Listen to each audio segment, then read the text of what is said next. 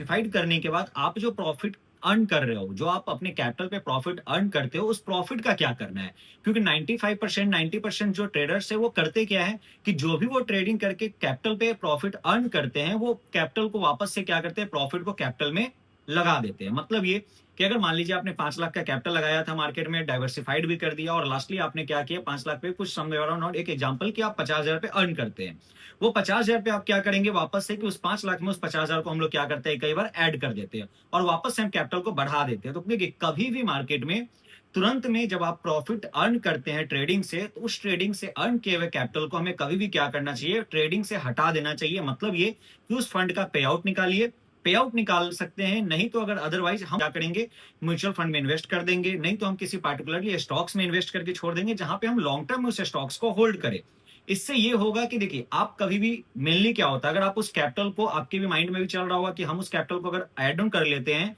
तो हम कहीं ना कहीं प्रॉफिट ज्यादा करेंगे। बट ये चीज क्या होता है, इसी को हम लोग बोलते हैं फोमो, कि आपको ऐसा लगता है कि अगर हम कैपिटल बढ़ा के ट्रेड कर लेंगे तो हमें प्रॉफिट ज्यादा होने लगेगा। बट द पॉइंट देखिए, एक डिसिप्लिन बनाना मार्केट में सबसे पहले जरूरी है। इसके लिए पहले पॉइंट ये आता है कि अगर लेट सपोज जितने अमाउंट से आप मार्केट में ट्रेडिंग कर रहे हो, आपको पहले ये करना चाहिए कि आप जब तक प्रॉफिट आ रहा है, प्रॉफिट को आप क्या करो, पहले साइड करते जाना है और उस साइड के प्रॉफिट को अपने कैपिटल के इक्वल में कर लेना है। अगर आपका जब कैपिटल के इक्वल आपका प्रॉफिट अलग साइड में सेव हो जाए, चाहे वो इन्वेस्ट हो जाए,